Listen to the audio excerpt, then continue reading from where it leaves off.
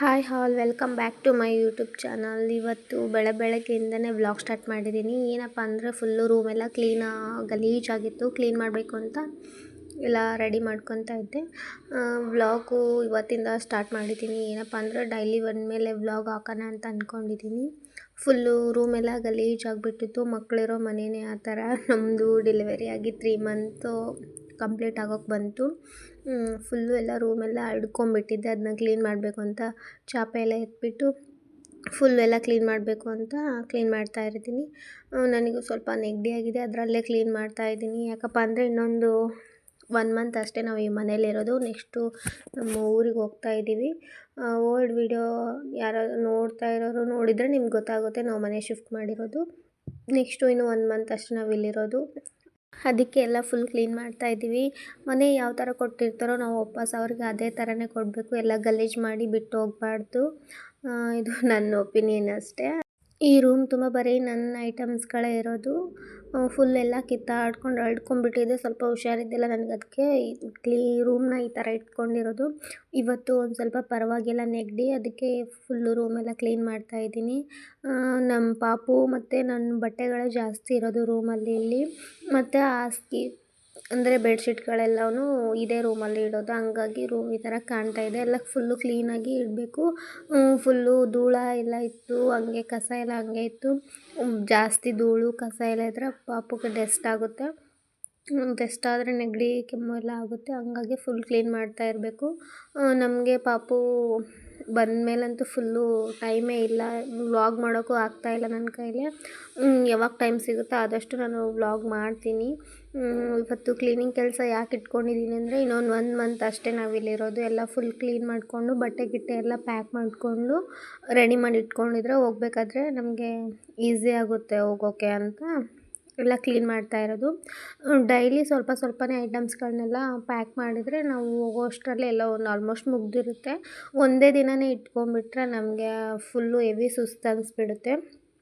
ಅದಕ್ಕೆ ಸ್ವಲ್ಪ ಒಂದೊಂದು ದಿನವೇ ಸ್ವಲ್ಪ ಐಟಮ್ಸ್ಗಳನ್ನೆಲ್ಲ ಇಟ್ಕೊಂಡ್ರೆ ನಮಗೆ ಹೋಗ್ಬೇಕಾದ್ರೆ ಅಷ್ಟೊಂದು ಹೆವಿ ಅನಿಸಲ್ಲ ಸಾಮಾನು ಪ್ಯಾಕ್ ಮಾಡಬೇಕು ಅಂತ. ಅದಕ್ಕೆ ನಾವು ಇವತ್ತೇ ಬಟ್ಟೆಗಳನ್ನೆಲ್ಲ ಇಟ್ಕೊಂಡ್ಬಿಡೋಣ ಅಂತ ಫುಲ್ಲು ರೂಮೆಲ್ಲ ಕ್ಲೀನ್ ಮಾಡಿ ಆಮೇಲೆ ಬಟ್ಟೆಗಳನ್ನೆಲ್ಲ ಎತ್ತಿಟ್ಕೊಂಡ್ರೆ ಆಯಿತು ಅಂತ ಫುಲ್ಲು ರೂಮ್ ಕ್ಲೀನ್ ಮಾಡ್ತಾಯಿದ್ದೀನಿ. ಪಾಪು ತೊಟ್ಲು ಎಲ್ಲ ಕ್ಲೀನ್ ಮಾಡಿಕೊಂಡು ಪಾಪು ಹತ್ರನೇ ಫುಲ್ಲು ಗಲೀಜಿರೋದು. ಅದಕ್ಕೋಸ್ಕರನೇ ಎಲ್ಲ ಎತ್ತಿಟ್ಬಿಟ್ಟು ಕ್ಲೀನಾಗಿ ಗುಡಿಸ್ತಾ ಇರೋದು ನಾನು. ಚಾಪೆನ ಹಾಸ್ಕೊಂಡು ಕ್ಲೀನಾಗಿ ಹೆಂಗಿತ್ತು ಹಂಗೆ ಮೊದಲಿನ ಥರ ಮಾಡಬೇಕು. ಮನೇಲಿ ಯಾರೂ ಇಲ್ವಾ ಅಂತ ನೀವು ಅಂದ್ಕೋಬೋದು. ನಮ್ಮಮ್ಮ ಇದ್ದಾರೆ, ಬಟ್ ನಾನೇ ಇವತ್ತು ನನ್ನ ರೂಮ್ ಕ್ಲೀನ್ ಮಾಡ್ತಾಯಿದ್ದೀನಿ. ಹೊರಗಡೆ ಕೂತ್ಕೊಂಡಿದ್ದಾರೆ ಅವರು ಪಾಪು ಕರ್ಕೊಂಡು. ಒಳಗಡೆ ಇದ್ದರೆ ಅವ್ರಿಗೂ ಫುಲ್ ಪಾಪು ಡಸ್ಟ್ ಆಗುತ್ತೆ ಅಂತ ಅವ್ರನ್ನ ಹೊರಗಡೆ ಕಳಿಸಿ ನಾನೇ ಒಳಗಡೆ ಕ್ಲೀನ್ ಮಾಡ್ತಾಯಿದ್ದೀನಿ. ಇಷ್ಟೊಂದು ಕಸ ಬಂತು, ಅದನ್ನೆಲ್ಲ ಕ್ಲೀನಾಗಿ ಎತ್ತಾಕ್ಬಿಟ್ಟು ನೆಕ್ಸ್ಟು ಬಟ್ಟೆಗಳನ್ನೆಲ್ಲ ಎತ್ತಿಡಬೇಕು ಅಂತ ಅಂದ್ಕೊಂಡಿದ್ದೀನಿ. ಬಟ್ಟೆಗಳನ್ನ ಎತ್ತಿಟ್ಕೊಂಡ್ರೆ ಹೋಗ್ಬೇಕಾದ್ರೆ ಫುಲ್ಲು ಐಟಮ್ಸ್ ಅಷ್ಟೇ ಪ್ಯಾಕ್ ಮಾಡೋದೇ ಇರುತ್ತೆ. ಡೈಲಿ ಒಂದೊಂದು ಮಾಡ್ಕೊಂಡು ಹೋದರೆ ಹೆವಿ ಅನಿಸಲ್ಲ ಕೆಲಸ. ಒಂದೇ ದಿನವೇ ಇಟ್ಕೊಂಡ್ಬಿಟ್ರೆ ಹೆವಿ ಅನ್ಸೋದು ಕೆಲಸ. ನೋಡಿ ನಮ್ಮ ಪಾಪು ನಮ್ಮ ಹಸ್ಬೆಂಡು ಮತ್ತು ಪಾಪು ಆಟ ಆಡ್ತಾ ಇದ್ದಾರೆ ಹೊರಗಡೆ ಕೂತ್ಕೊಂಡು. ನಾನು ಬಾಗಿಲು ಹಾಕ್ಕೊಂಡು ಎಲ್ಲ ಕ್ಲೀನ್ ಮಾಡ್ಕೋಬೇಕಂತ ರೆಡಿ ಮಾಡ್ಕೊತಾ ಇದ್ದೆ. ಅದಾದಮೇಲೆ ಒಂದು ಚಾಪೆ ಹಾಸ್ಕೊಂಡು ನನ್ನ ಸ್ಯಾರಿಗಳನ್ನ ಜಾಸ್ತಿ ತೊಗೊಬಂದಿದ್ದೆ. ನನ್ನ ಸ್ಯಾರಿಗಳು ಎಷ್ಟಿದಾವೋ ಅವೆಷ್ಟು ತೊಗೊಬಂದಿದ್ದೆ. ಯಾಕಪ್ಪ ಅಂದರೆ ನಂದು ಮನೆ ಬಿಡೋದು 6 ಮಂತ್ ಇತ್ತು. 6 ಮಂತಲ್ಲಿ ನಂದು ತೊಟ್ಲು ಹೋದ್ರೂ ಹೋಗ್ಬೋದು, ಮತ್ತು ಆ ಮನೆ ಓಪನ್ ಮಾಡೋಕ್ಕಾಗಲ್ಲ ಅಂತ ನನ್ನ ಸ್ಯಾರಿಗಳನ್ನೆಲ್ಲ ತೊಗೊಬಂದಿದ್ದೆ. ಬಟ್ಟು ನಾವು ಅಂದ್ಕೊಳ್ಳೋದೇ ಬೇರೆ, ನಡೆಯೋದೇ ಬೇರೆ ಅಂತಾರಲ್ಲ, ಅದು ನಿಜ. ನಾನು ಅಂದ್ಕೊಂಡಂಗೆ ಏನೂ ಆಗಲಿಲ್ಲ. ಅದಕ್ಕೋಸ್ಕರ ನಾನು ಹೆಂಗೆ ತೊಗೊಬಂದಿದ್ದೆ ಸ್ಯಾರಿಗಳನ್ನ ಹಂಗೆ ವಾಪಸ್ ತಗೊಂಡು ಹೋಗ್ತಾಯಿದ್ದೀನಿ. ಫುಲ್ಲು ಹೆವಿ ಕಷ್ಟ ಇವನ್ನ ತೊಗೊಬಂದಮೇಲೆ ಮತ್ತು ಹಾಕ್ಕೊಳ್ಳೋದು ತಗೊಂಡೋಗೋದು ಇದೇ ಆಗೋಯ್ತು ಅನಿಸ್ತು. ಫುಲ್ಲು ನಾನು ಏನೇನು ತೊಗೊಬಂದಿದ್ದೆ ಸ್ಯಾರಿಗಳನ್ನೆಲ್ಲನೂ ಎತ್ತಿಟ್ಕೊತಾ ಇದ್ದೆ. ನಮ್ಮಮ್ಮ ನಿನ್ನೂ ಅಷ್ಟೇ ಅಲ್ಲ ನಮ್ಮೂ ಸ್ವಲ್ಪ ಪ್ಯಾಕ್ ಮಾಡಿಬಿಡು, ನಾನು ಪಾಪು ಕರ್ಕೊತೀನಿ ಅಂತು. ಫಸ್ಟು ನನ್ನ ಸ್ಯಾರಿಗಳನ್ನೆಲ್ಲ ಎತ್ತಿಟ್ಕೊತಾ ಇದ್ದೀನಿ.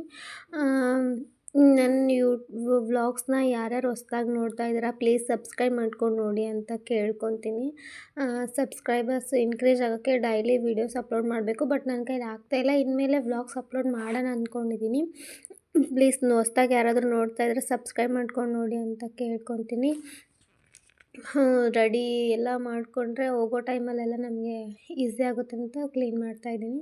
ನಮ್ಮಮ್ಮ ಏನೋ ಕೇಳ್ತಾಯಿತ್ತು, ಫುಲ್ಲು ನಗು ಬರ್ತಾಯಿತ್ತು. ನಮ್ಮ ಹಸ್ಬೆಂಡು ಏನೋ ಕೇಳ್ತಾಯಿದ್ರು, ಫುಲ್ಲು ಹೆವಿ ನಕ್ಬಿಟ್ಟು ನಮ್ಮಮ್ಮ ಏನೋ ಹೇಳ್ತಾಯಿದ್ರು ಜೋಕು. ನೆಕ್ಸ್ಟು ಸ್ಯಾರಿಗಳನ್ನ ಮತ್ತು ಡ್ರೆಸ್ಗಳನ್ನ ಯೂಸ್ ಮಾಡುವಷ್ಟೇ ಎತ್ತಿಟ್ಕೊಂಡು, ಯೂಸ್ ಮಾಡಲಿದ್ವೆಲ್ಲ ಪ್ಯಾಕ್ ಮಾಡಿ ಎತ್ತಿಟ್ಬಿಟ್ರಾಯ್ತು ಅಂತ ರೆಡಿ ಮಾಡ್ಕೊತಾ ಇದ್ದೆ. ನಮ್ಮ ಸಿಸ್ಟರು ಟೀ ಮಾಡ್ಕೊಂಬರಕ್ಕೆ ಹೋಗಿದ್ರು. ನಮ್ಮ ಪಾಪು ಮಲಗಿದ್ದ, ಬಟ್ ಎದ್ದ ಧೂಳೆಲ್ಲ ಆಗುತ್ತೆ ಅಂತ ಬೇಗ ಬೇಗ ಎತ್ತಿಟ್ರಾಯ್ತು ಅಂತ ಎತ್ತಿಡ್ತಾಯಿದ್ವಿ.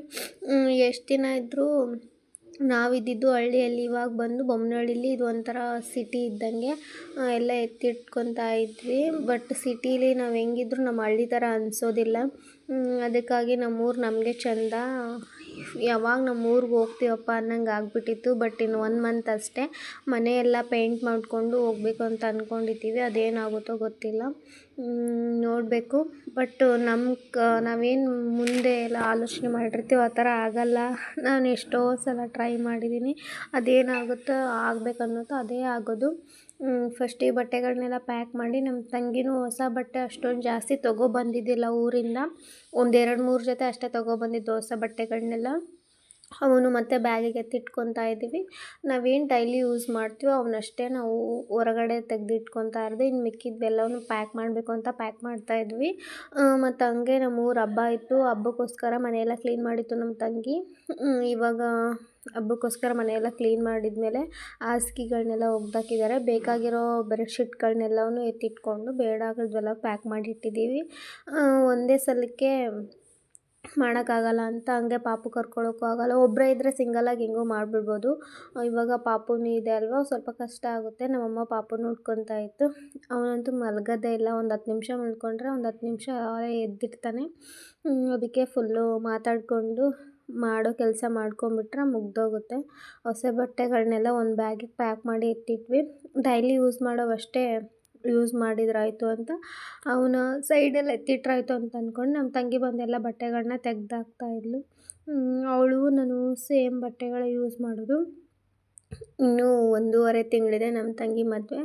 ಆ ಮದುವೆ ವ್ಲಾಗ್ಸ್ ಎಲ್ಲವೂ ಅಪ್ಲೋಡ್ ಮಾಡ್ತೀನಿ, ಪ್ಲೀಸ್ ಸಪೋರ್ಟ್ ಮಾಡಿ ಅಂತ ಕೇಳ್ಕೊತೀನಿ. ನೆಕ್ಸ್ಟು ಬಟ್ಟೆಗಳನ್ನೆಲ್ಲ ಎತ್ತಿಟ್ಟಾದಮೇಲೆ ಹೆವಿ ಕೆಲಸ ಇತ್ತು. ಇನ್ನು ಉಳಿದಿದ್ದ ಬ್ಯಾಗೇ ಎಲ್ಲ ಪ್ಯಾಕ್ ಮಾಡೋಕ್ಕೆ ಇದ್ದಿದ್ದರಲ್ಲೇ ಅಡ್ಜಸ್ಟ್ ಮಾಡಿಕೊಂಡು ಬ್ಯಾಗ್ಗಳನ್ನ ಎತ್ತಿಟ್ಕೊಂಡು, ಇನ್ನು ಡೈಲಿ ಯೂಸ್ ಮಾಡಿದ್ರಾಯ್ತು ಅಂತ ನಮ್ಮ ತಂಗಿ ತೊಗೊಂಬಂದು ಹಾಕ್ತಾಯಿದ್ಲು. ಟೀ ಮಾಡ್ಕೊಂಬರಕ್ಕೆ ಹೋಗಿದ್ಲು. ಟೀ ಕುಡಿದು ಮಾಡಿದ್ರಾಯ್ತು ಅಂತ ಕೂತ್ಕೊಂಡ್ವಿ. ಬಟ್ ಟೀ ಮಾಡೋದು ಲೇಟ್ ಆಗುತ್ತೆ ಅಂದ್ಲು. ಬಟ್ಟೆಗಳನ್ನ ಕೊಟ್ಬಿಡು, ನಾನು ಎತ್ತಿಟ್ಕೊತಾ ಇರ್ತೀನಿ ಅಂತಂದ್ಲು. ಹೊಸ ಸೀರೆಗಳನ್ನ ಎಲ್ಲವೂ ಹಾಕಿದ್ರು, ಅವನ್ನೆಲ್ಲವೂ ಕೊಡ್ತಾಯಿದ್ಲು, ಮಡ್ಚಿಡ್ತಾ ಇದ್ದೆ. ನೆಕ್ಸ್ಟು ನಾವೇನು ಅನ್ಕೊತೀವೋ ಅದು ಆಗೋದು ಸುಳ್ಳು. ನಮ್ಮದು ಏನಾಗುತ್ತೆ ಏನೂ ಆಗೋಲ್ಲ ಅಂತ ದೇವರಲ್ಲೇ ಬರೆದಿಟ್ಟಿರ್ತಾನೆ, ಅದು ಅದೇ ಆಗೋದು. ನಮ್ಮ ಜೀವನದಲ್ಲಿ ಏನೇನಾಗಿದೆಯೋ ಏನೋ, ನನಗಂತೂ ಏನು ನಡೀತಾ ಇದೆ ಅನ್ನೋದೇ ಅರ್ಥ ಆಗ್ತಾಯಿಲ್ಲ. ಯಾವಾಗ ಖುಷಿ ದಿನಗಳು ಬರುತ್ತಪ್ಪ ಅಂತ ನೆನೆಸ್ತಾ ಇದ್ದೀವಿ ಅಷ್ಟೇ ಎಲ್ಲರೂ. ಬಟ್ಟೆಗಳೆಲ್ಲ ಕ್ಲೀನಾಗಿ ಎತ್ತಿಟ್ಕೊಂಡಾದ್ಮೇಲೆ ಇನ್ನು ಹೋಗೋದು ಇನ್ನು 1 ತಿಂಗಳು ಅಷ್ಟೇ ಹೋಗೋದು. ಇಷ್ಟು ನನ್ನ ಇವತ್ತಿನ ವ್ಲಾಗ್ ಆಗಿರುತ್ತೆ. ಪ್ಲೀಸ್ ಹೊಸ್ದಾಗಿ ಯಾರಾದರೂ ನೋಡ್ತಾ ಇದ್ದರೆ ಸಬ್ಸ್ಕ್ರೈಬ್ ಮಾಡ್ಕೊಂಡು ನೋಡಿ ಅಂತ ಹೇಳ್ತಾ ಇವತ್ತಿನ ವ್ಲಾಗ್ ಇಲ್ಲಿಗೆ ಮುಗಿಸ್ತಾ ಇದ್ದೀನಿ. Thank you for watching.